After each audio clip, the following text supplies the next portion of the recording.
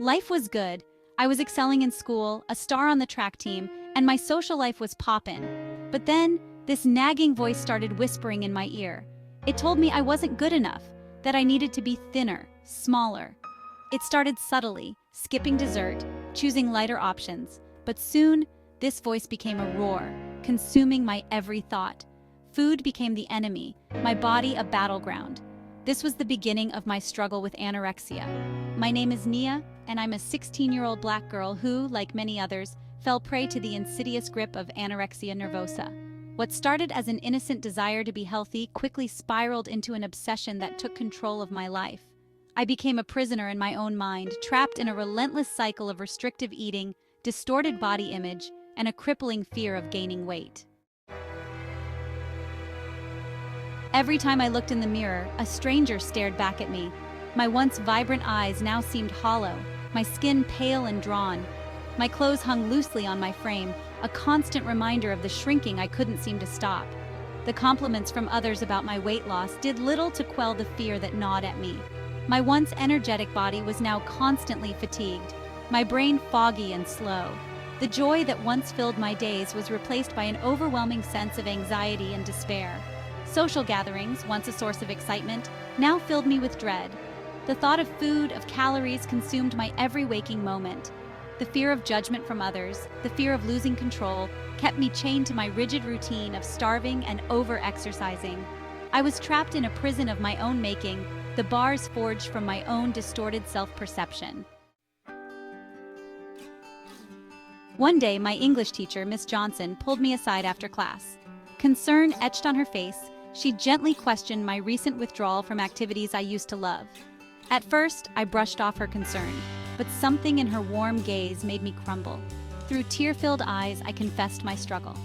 Miss Johnson listened with unwavering empathy and understanding. Her words, spoken with such kindness and devoid of judgment, offered a glimmer of hope in the darkness that had enveloped me. She became my lifeline, connecting me with a therapist who specialized in eating disorders.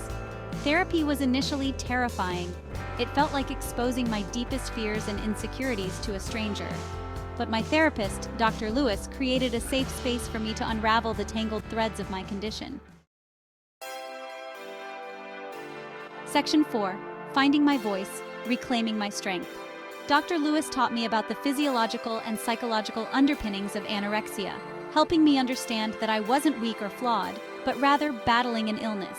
With her guidance, I began to challenge the negative self-talk that had taken root in my mind.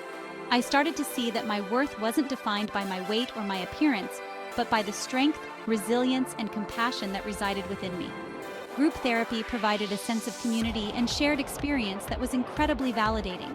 Hearing other young women share their own struggles with body image and disordered eating made me feel less alone, less like a freak. We laughed together, cried together, and encouraged each other on our respective journeys toward recovery. The power of shared vulnerability and mutual support was transformative. Section 5. Nourishing body and soul. Recovery wasn't a linear path. There were setbacks, days when the darkness threatened to engulf me once more, but I learned to be kind to myself, to acknowledge my progress, however small, and to celebrate each victory along the way. I rediscovered the joy of movement, no longer as a form of punishment, but as a way to celebrate the strength and resilience of my body. I reconnected with my love for art, finding solace and expression in the vibrant colors and textures that filled my canvases. Food gradually transformed from an enemy to be feared into a source of nourishment and enjoyment.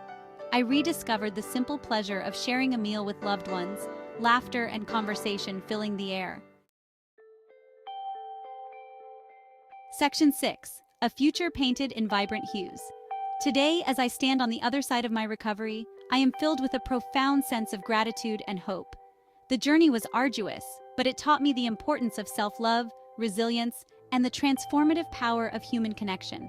Anorexia may have been a chapter in my life, but it does not define me. I am a survivor, a warrior, a testament to the indomitable spirit that resides within us all. If you're struggling with an eating disorder, please know that you are not alone. There is hope, and recovery is possible. Reach out to a trusted friend, family member, teacher, or healthcare professional. Your voice matters, your story deserves to be heard, and your life is worth fighting for. Recovery is a journey, not a destination. It's about embracing your authentic self, flaws and all, and learning to love and nourish your body and soul. Remember, you are worthy, you are strong, and you are capable of achieving anything you set your mind to.